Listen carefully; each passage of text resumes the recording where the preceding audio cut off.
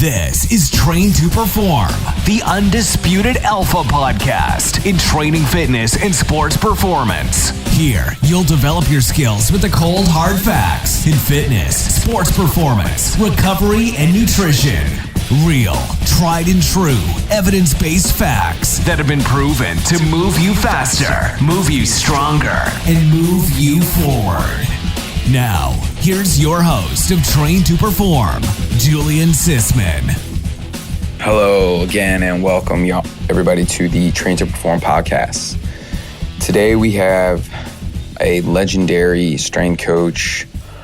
He's been in the game for over 35, maybe 40 years now. And, it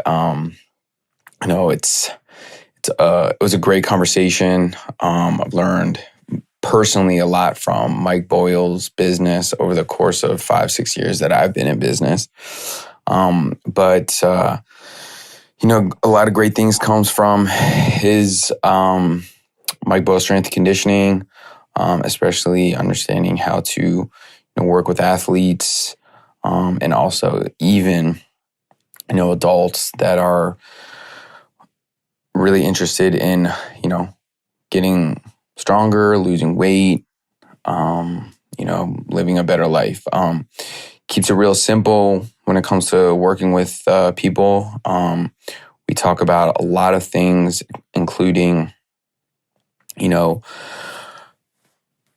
when should athletes start training, specialization, just a bunch of different topics that are very important for athletes to, excel at the next level, or even at, even in high school. So I don't want to tell everything, but check it out. And please rate and review after you listen. Thank you. How's everything with you? How's the business up there? I know it's a little weird because of COVID, but we're doing okay. We're surviving. We've kind of, every day is different in terms of you don't know if you're going to get closed down tomorrow. So you just got to kind of keep plugging away. So we shall see. Yeah. All right. Well, really, I don't want to take a lot of your time, but I just want to kind of have a few questions. I know you've been around S&C, especially with the youth and most of the sports for a long time. And with these, I'm just trying to provide, as I've learned from you through, strengthcoach.com and other avenues, just provide information for not only the youth, but just the parents, the coaches, and everybody that are kind of in my circle, but whoever else listens to the podcast, just information about, strength and conditioning with youth athletes and, why it's effective, and kind of go from there. But to kind of start off, I like to ask, what's your story of why, you are where you're at? Well, that's a good question. So this is, excuse me, this is year 40. Mm-hmm. So it's a fairly long story, but basically my father was a coach. So I grew up in this environment. My father was initially like a high school phys ed teacher, then a high school principal, coached and taught, coach basketball, coach football. So I kind of grew up in this sort of environment. I always knew I wanted to do something in this field. I didn't want to be a sport coach. I knew that. I started looking into athletic training, went to college for athletic training. And then in, 1978 or 9, all of a sudden strength and conditioning started to exist. There were these people called strength and conditioning coaches. And I remember thinking, this is exactly where I want to be.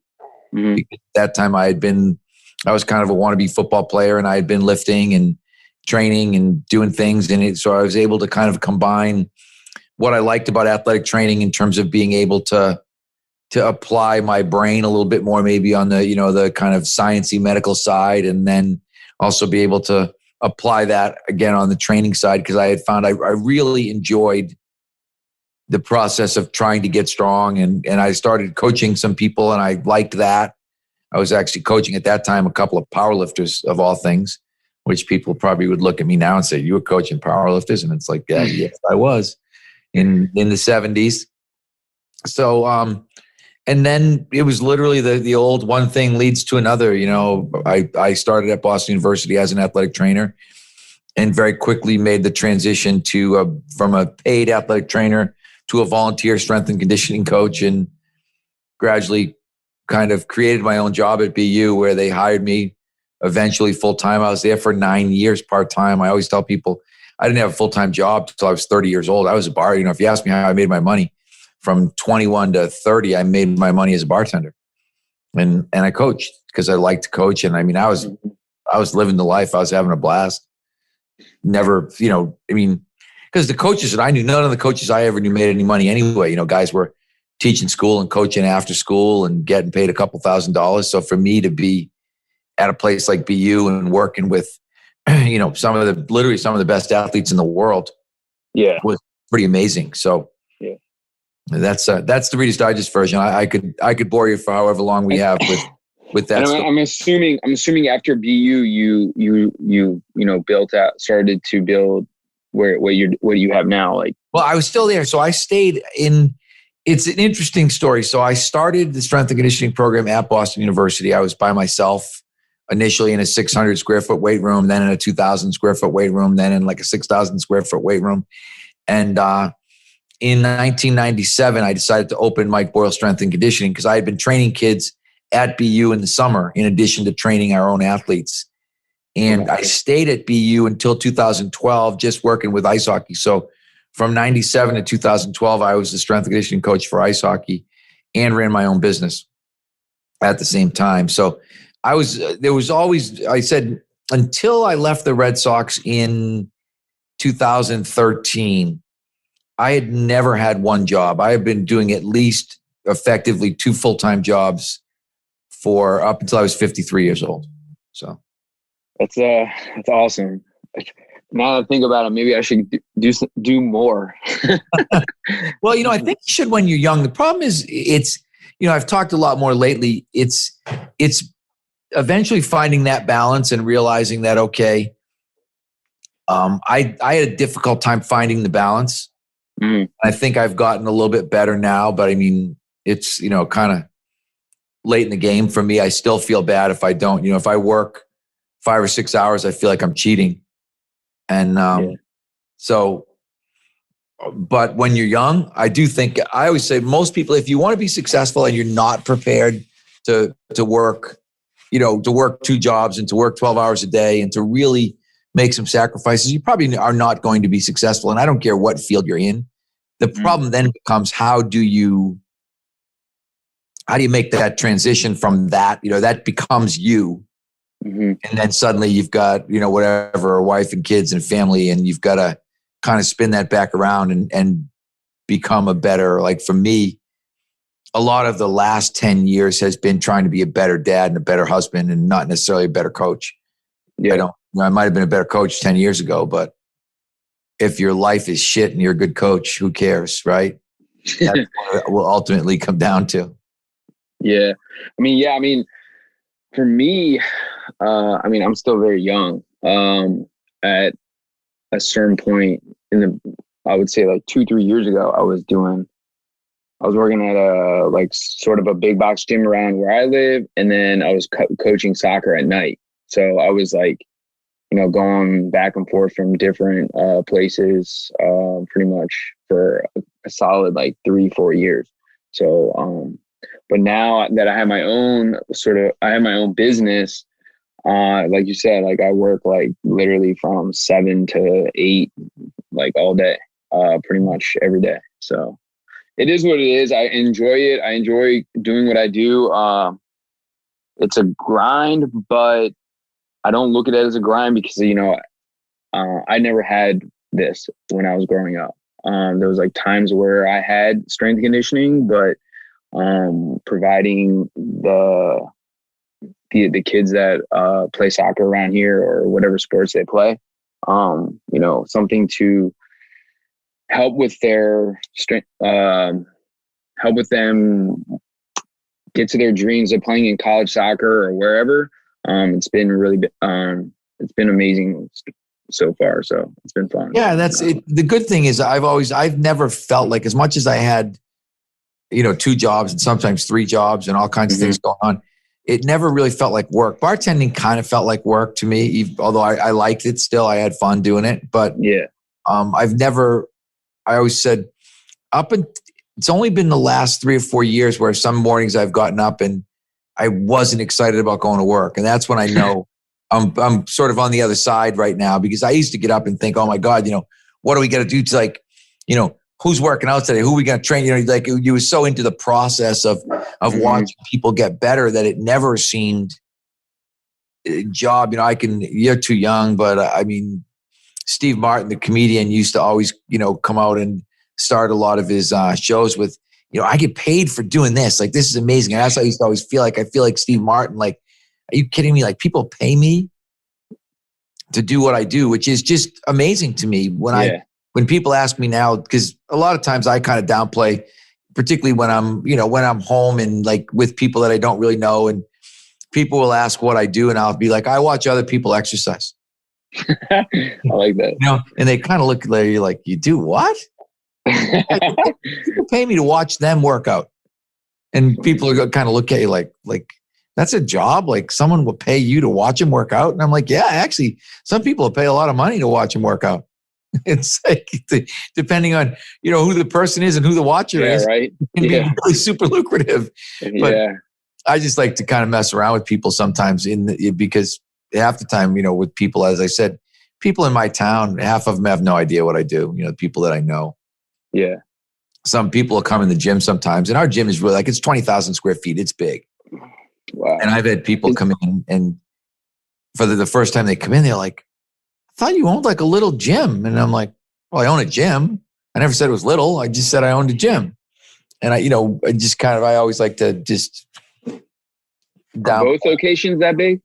No, the smaller one is 7,000, which is still pretty big, but the big one's big.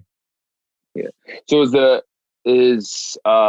big one, is it it's just wide open, or is there like rooms? There's basically 3 rooms. The 2 of the rooms are, we probably have about 8,000 square feet in each room, minus the office space. So one is all turf, and then one is basically half turf and half weight room. And then there's another smaller room that just has all of our cardiovascular stuff in it, some bikes, some slide boards, some treadmills.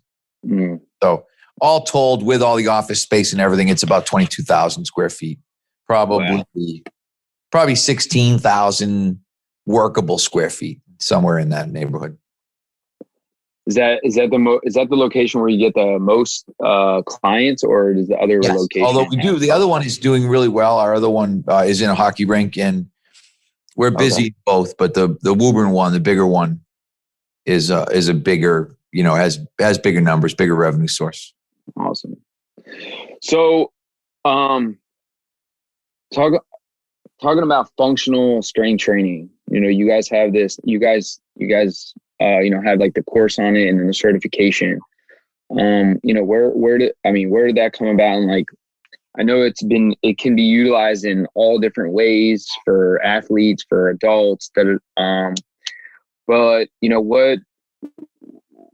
why do you feel that it's the most, or the best way to, so this is train? One, and again, I've done so many of these podcasts. I've probably told these stories 100 times now, but when I wrote Functional Training for Sports in, I think, 2004, so 2003, let's say, Human Kinetics contacted me and said, we want you to write a book on functional training. And I said, I'm not sure I know what functional training is, so I don't know if I'm the guy to write the book for you. And the guy then, the acquisitions editor, said, well, we think what you do is functional training, so we think you'd be the right guy to write the book.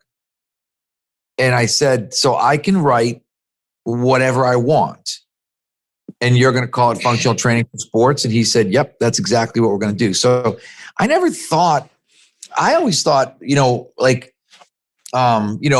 if I'd named a book, it might have been sensible training for sports or not stupid training for sports, or do you know what I mean? And they use the word functional, not me. Mm-hmm. But it was an outgrowth of learning, of going to seminars and realizing, people saying, when you sat there and listened to someone who said, basically training your athlete to be a power lifter isn't the best way to train your athlete. I remember sitting there thinking, yeah, you're probably right. Yeah. And that was, and this was years ago. It was, Vern Gambetta and guys like that talking about unilateral training and being on one leg. And you start thinking, and then people talking about core. And, there are all these things that people were talking about. And I just was sitting there taking it all in and incorporating it into what we were doing because it made sense. So when I wrote the book, if you read the original Functional Training for Sports, that's one of the things I said. Functional training is training that makes sense. It's just taking what we know about functional anatomy and applying it to training.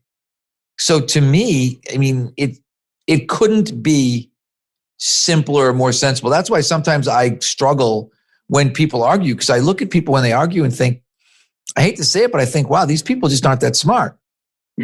Because if you're arguing, it means either you don't understand anatomy or you don't understand physics or you've never bothered to understand functional anatomy. Because I always say, if you look at sport skills and say, how many sport skills are there where we use both legs at the same time?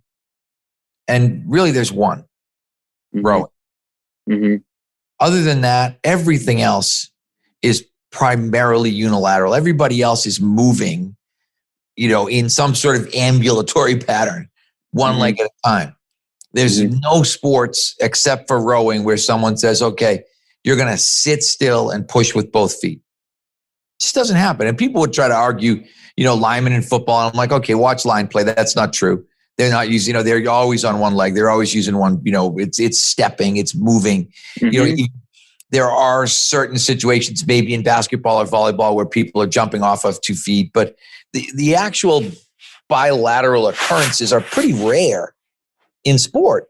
So to me, this was just a very logical process of looking and saying, okay, what happens and how do we best prepare people for what happens? And so we ended up kind of where we are today, which, now we're sort of inextricably linked with this idea of functional training. And we took advantage of that. We called it this course Certified Functional Strength Coach because obviously that's what people associate me with. Yeah. And again, if I'd called it, certified sensible strength coach or certified not dumbass strength coach, it wouldn't have been as effective.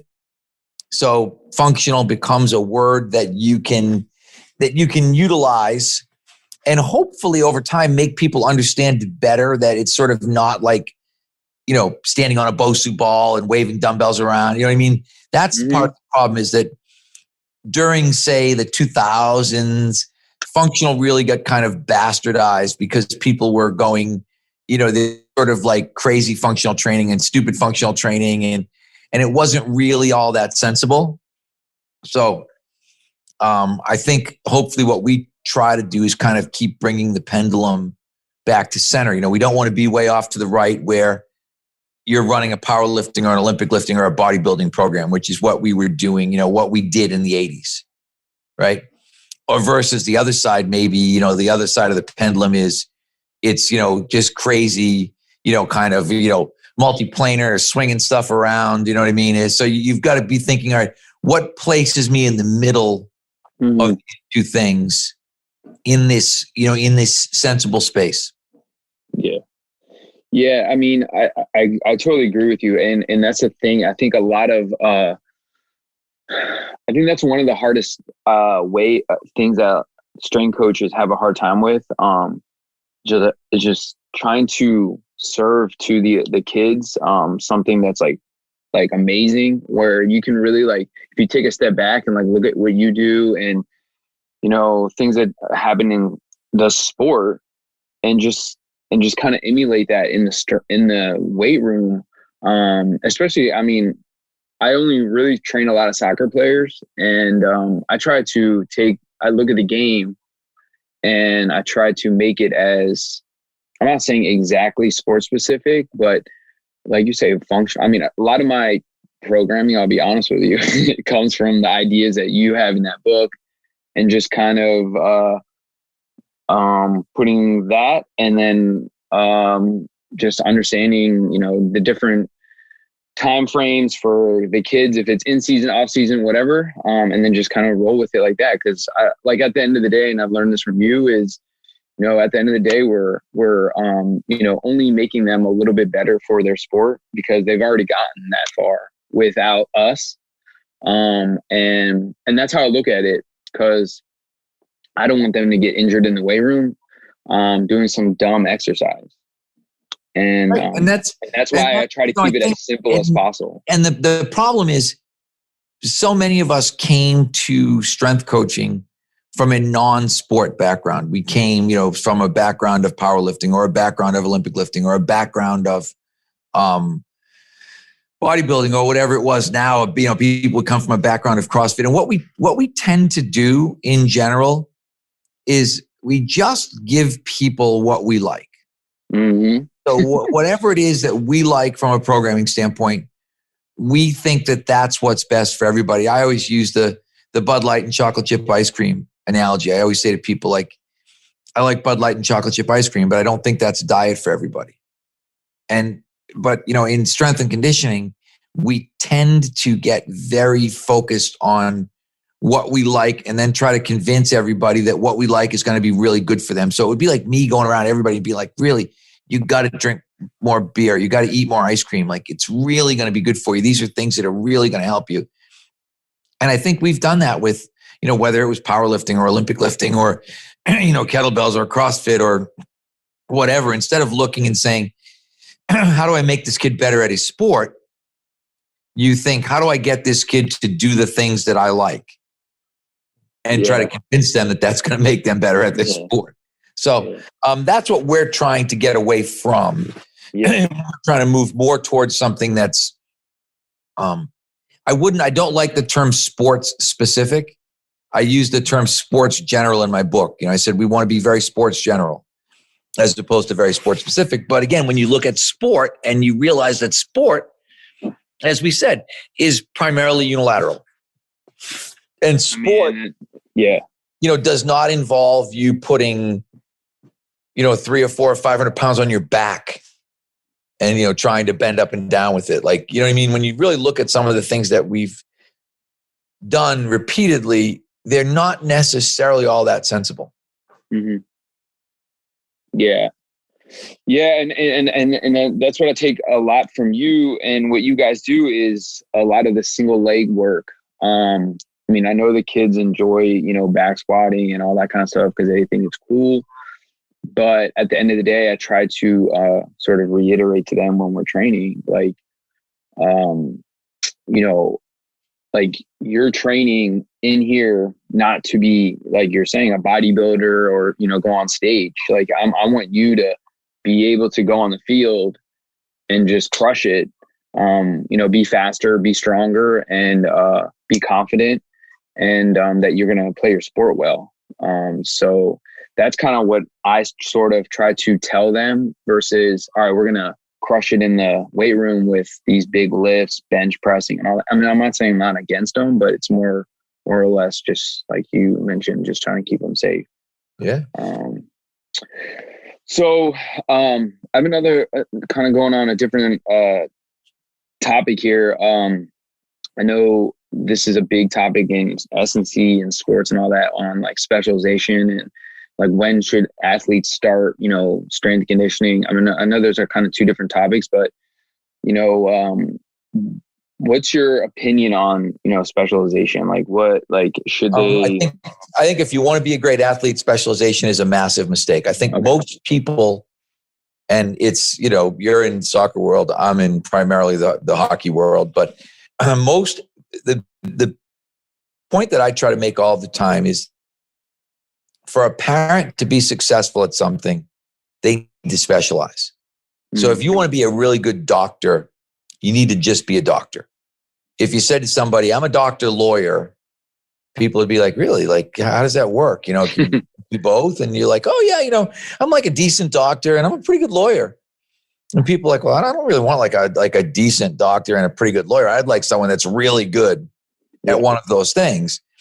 And so adults don't understand the needs of children, because when they see everything, again, we see everything through our own lens. And our lens is that, that focus 100% into this particular area kind of lens. And they think, if I want my kid to be successful, that's what my kid should do. And that's not reality. The reality is, you want your kid initially, particularly, like I always say, up until about 14, you want your kid to be a great athlete. You probably, if you have a kid that's going to be a Division I player in any sport, at 14, they probably should be trying to pick what sport that is. You shouldn't have picked it for them when they were 6 or 7. They probably won't end up being Division I players at that level. You want to give them that ability to sample. Like, for instance, my son is a really good lacrosse player. Mm-hmm. I did not think that lacrosse was going to be his sport. We just were kind of looking for something that was complementary to hockey, and we didn't think that was baseball. So eventually he shifted over when he was probably 9 or 10 or something from baseball to lacrosse. But the difference was his aptitude has shown itself to be the highest in lacrosse. And okay, that's probably what he's going to pursue in college. Yeah. But if you'd asked me or asked him when he was, 7, 8, 9, 10, 11, 12, whatever, he would have been saying hockey, hockey, hockey, hockey. That's what I want to do. And then he started to have more success and realized, I'm a better lacrosse player than I am a hockey player. Parents don't know. Parents they have an interest, and they don't give the kid that opportunity to sample the way that they should. So that's one question. The strength and conditioning thing, I have a very stock answer, 11. Because if we look at the way youth sports programs are set up, 11, 12 is an age bracket for both boys and girls. Soccer, everybody has their own, way of describing it. Soccer, it's like U12 or U11 or whatever. Mm-hmm. Hockey, they call them peewees for whatever reason. But I feel like 10, I don't want a 10-year-old in the weight room myself. And that's, some people do, some people like it. I just think, they don't have the attention span. They don't have the maturity. They don't really want to be there. When you get to be 11, 12, now you're in a situation where the next level is going to be teams where you play based on ability. So up until kind of 11, 12, it's everybody gets equal time kind of playing. Hopefully, if you're in a good program anyway, everybody gets a chance to play. People play different positions. There's a lot of, it's a little bit more for fun. And then suddenly at 11, 12, you're looking at like, wait a second, I'm going to go into middle school. I'm going to go into high school. There's a chance I'm going to get cut. There, it becomes a little more real for kids. And I think that's the time when training starts to make a little more sense. And you can start to expose these kids to this idea. Like I always said, at 11, you can look at a kid and say, hey, if you really want to be good at this, then you need to do some extra work. And yes, it's arbitrary. It's an arbitrary number. I mean, I used to say 12, but what happened to us is that when we had the youth programs that we worked with, they wanted to send their 11, 12 teams, and those teams were combined 2-year teams. So we kind of got stuck with the 11s. I used to think 12, again, from a maturity standpoint, was about the time a kid could understand the needs of strength and conditioning, and the fact that, you gotta listen, you gotta stay in line, you gotta pay attention to technique. There's a lot of stuff you gotta do in a strength and conditioning program that I would say isn't really fun. Mm-hmm. And I want it to be fun.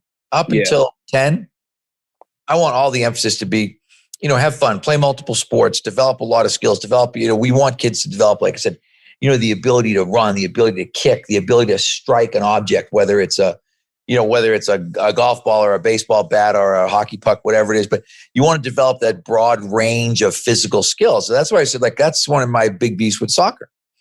Soccer, there's no hands. Mm-hmm. That's not a good neuromuscular development sport for young kids. You want that kid to be, to be catching and throwing and doing all these athletic things so they can become a great athlete. I always use, I don't know if you're a hockey fan, but the Sedin brothers who played for the Vancouver Canucks, they just retired. But I remember meeting their strength coach at a seminar in Europe. And we were talking about this whole specialization idea. And he was like, oh my God, the Sedins, when they were 14, they literally had to decide whether they were going to go the pro hockey route, the pro soccer route, or in Sweden, there's another sport called netball. And he was like, the teams were the best soccer players, they were the best hockey players, and they were the best netball players. But they had to figure out, okay, where am I going to go? And they chose hockey. He was like, if they chose soccer, he said they'd be pro soccer players right now. And I think that's the part that parents don't see. And with most of the great athletes that I know, that was the way that it was. The problem with soccer is there's a lot of people in the soccer world that come from countries where there are no other opportunities. So the soccer example sometimes is skewed because people will say, well, the Brazilians only play soccer. And I'm like, yeah, the Brazilians only play soccer because that's really all there is. They've got a little bit of basketball, but not great. But, they don't have the range of sports that other countries have. Yeah. Countries have. And if you think of the whole, all of Europe, I mean, soccer is so far elevated above everything else that there really aren't, maybe rugby in a lot of those countries, but there aren't generally the choices that they have. So I think kids should sample up until they're at least 11, 12 years old. And then, start thinking about strength training a couple days a week, and really strength training, speed training, power training, learning to jump, learning to throw medicine balls, like all those things that they need to do. And then around 14, I always think I'd like to see them move from 3 to 2. So I think you should be playing a different sport every season. Mm-hmm. At 14, if a kid says to me, I'm going to cut something out and I want to just, like my son, it's hockey and lacrosse now. And if he said to me 2 years from now, I just want to focus on lacrosse, I'd be fine with it. When I'm 16 years old or 17 years old, he said, hey, I got to really focus in on this if I want to, play Division I. I'd be like, okay, that's great. But I don't see the 6 or 7 year old where people, like, when you see people, I meet kids whose kid's 7, and like, oh, he's a pitcher. Like, how the hell do you know? He's 7. Like, how can you tell me he's a pitcher? Or even in soccer, he's a striker. He's a back. I feel like in all honesty, in soccer, if you're not the best goal scorer on your U12 team, you ain't going anywhere. If you've already been relegated to defense at 12, you're not a good enough athlete to probably play Division I. And so, there's, people make a lot of mistakes. Parents make a huge number of mistakes, all well-intentioned. Mm-hmm. And our job is, I think a huge part of our job is parent education, trying to get people to understand it and see the bigger picture and see that, kind of the error of their ways. Because in every, and soccer's doing it, like ODP soccer is creating their own problems because they're trying to get kids to quit other sports and focus on soccer. Like American soccer is trying to take kind of a European route and get kids to specialize too early. And again, I think they're looking at things from a kind of a backward lens. Mm-hmm. They should be trying to get and keep better athletes in soccer. And one of the ways to do that is to let kids play more than one sport. Because if not, if you make a kid who's a really good baseball player pick between baseball and soccer, he might pick baseball, particularly in America, if he's an American kid. The kid who picks soccer in America, it generally tends to be a smaller kid. Like we don't have, I was shocked. In 2004, I worked in California with our women's Olympic team and with the LA Galaxy. And I was amazed how big the foreign players were relative to our American national team players. But in the US, soccer, you hate to say it, but if a kid isn't big enough for basketball, isn't big enough for football, then all of a sudden it's like, oh, soccer. Or if he comes from, let's say, a European or like a Central American background or something like that, where soccer is the family game, then those kids may be, may tend to go right into that. But in general, the average kid is not picking soccer first in America. Yeah. Yeah, I believe, I totally agree with you. I mean, I was very fortunate that I actually played like multiple sports until like probably middle school. And I think that's helped me, even though I've like torn my ACL multiple times. But I mean, just understanding how to throw and, all the things you're saying, it's funny because, I train little kids, not even S&C. We do like just fun games and stuff. And just watching them throw, catch, and do all these things that you were just mentioning. it's great to see that these young kids are actually enjoy it. But then when I train like older kids, they can't even catch a football properly. It's crazy, and you can just tell what they have engaged in as they've grown older. Well, we see it. You ask them.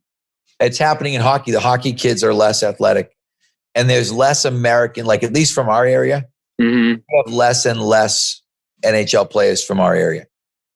And I think the biggest reason for that is the early specialization part of hockey. The kids are not good athletes.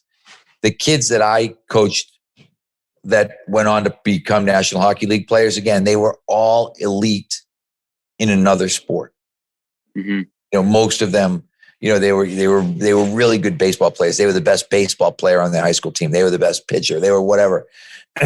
Now we get kids who, again, hockey in the Northeast, kids, 8, 9 years old, that's all they do. They play spring hockey, summer hockey, 2 teams during the winter.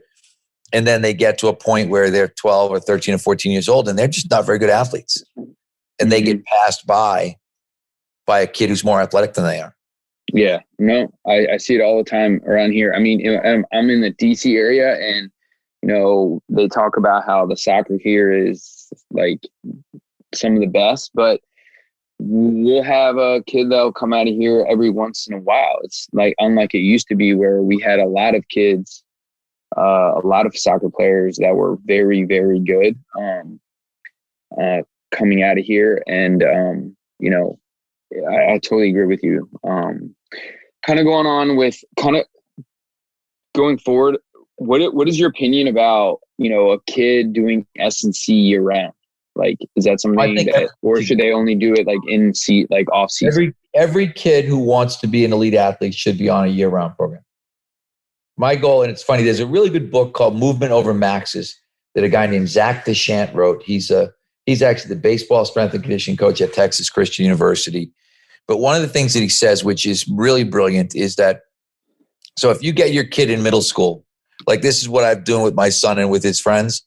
Mm-hmm. My goal for my son and his friends is that they're going to get 600 workouts before they get out of high school. Wow. Because that's 2 days a week for 6 years, right? Because 2 days a week for a year is 100, really 104 workouts if you don't miss any. Mm-hmm. And if you think about that, you do that for 6 years. Those kids are going to be very physically well prepared by the time they graduate from high school. So, yeah. And the one thing about strength and conditioning is it's one of those things that it kind of comes and goes. You get stronger, but if you stop lifting, you lose that. But if you don't ever stop, like with my son and his friends are going on he's going to be 16. They're probably going on year 4. And there are some of them now that are probably getting close to 400 workouts. And they're getting pretty strong. These are kids now that at 15 years old, they can all hang clean 135 for 5. They can all bench press 135 for 5. They can do 10 chin-ups. They can do one leg squats. They can do a lot of things. They're vertical jumping in like 25 range at 15. And it's really just based on the consistency factor. They're all good athletes, but the consistency factor, like my son, because I've been tracking this stuff, will have gained, I'll weigh him again in February, because I just happened, I don't know why, but 2 years ago, February, we just had everybody jump on the scale. And 2 years ago, February, he was 134. He'll be about 174 this February. So he will have gained 40 pounds in that 2 year period. And again, he got a lot taller. There's been a lot of physical changes, Yeah. It's kind of body by God in some ways, because they're maturing, they're getting bigger. But you look at these kids and you see that effect. So to me, I would, if I had a perfect world, I would tell kids, once you start, don't ever stop. 2 days a week until you're done, until you say, okay, I don't want to play sports anymore. And then you go into your adult program. Yeah, your adult program, exactly. When you have people interested in what you guys do, what's sort of like I don't want to selling point to them, especially with parents, and coaches. I know, new businesses kind of open up, with S&C, it's very hard to, quote unquote, sell. But what do you guys feel that is, your biggest point when, you know, parents are like, all right, yeah, this is definitely what my, you know what it is for us? Word of mouth success is the biggest driver of our business. And it has been since we very first started, because when we started, and this was a long time ago, but in general, we started with kids. We didn't start with the best athletes when we started, particularly with like our high school and middle school kids. The parents that sought me out at that time were parents who said, you know, my son is too slow. My son is too skinny. My son is too heavy. My son is, you know, or my daughter, whatever it was. They were people with a need. And then we helped to meet that need. And then that kid generally outperformed their peers the next year. And that's, I mean, even like I said, I keep going back to my son and his friends, but my son and his friends, it's obvious. It's been obvious to other parents when they look and think like, holy crap, you know, Mark and his friends, the kids that are going to the gym are getting a lot bigger. They're a lot stronger. They're creating a really big gap between them and the other kids in their age bracket. And the result of that is, like on their lacrosse team, probably more than half their lacrosse team now is in our program. And I haven't sold any of those parents on the program at all. They've just watched the kids that did it. I had a couple kids whose dads kind of jumped on board early. But the other kids just looked and thought, wow, you know, this gap is widening. And the reason it's widening is because, you know, these kids, they're bigger, they're stronger, they run faster, they shoot harder.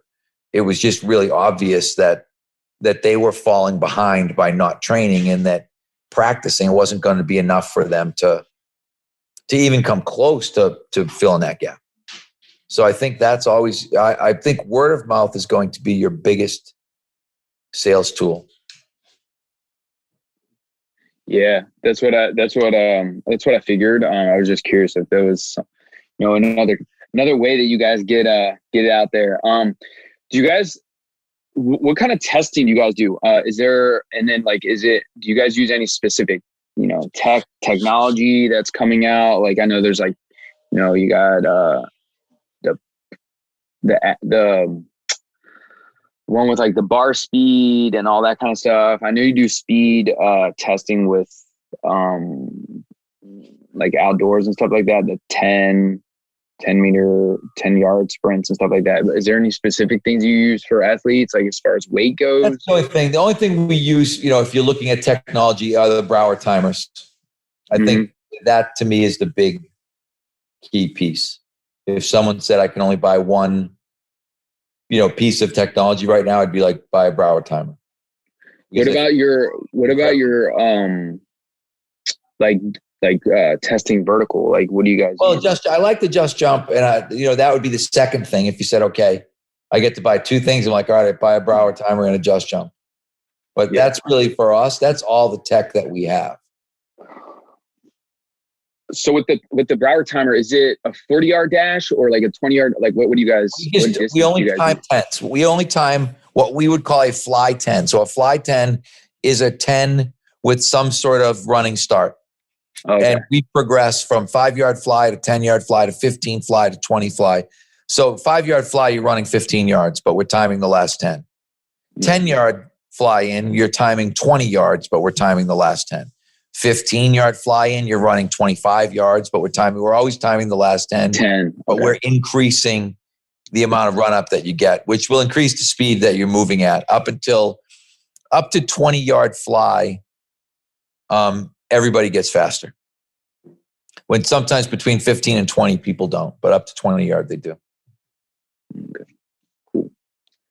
All right. Well, I just want to kind of finish off with, you know, what are some tips that you would suggest to, you know, athletes that are, you know, new into S&C, or current athletes that are in S&C that, you know, want to be successful at their sport and, you know, potentially get into, you know, D1 or whatever next level that they choose.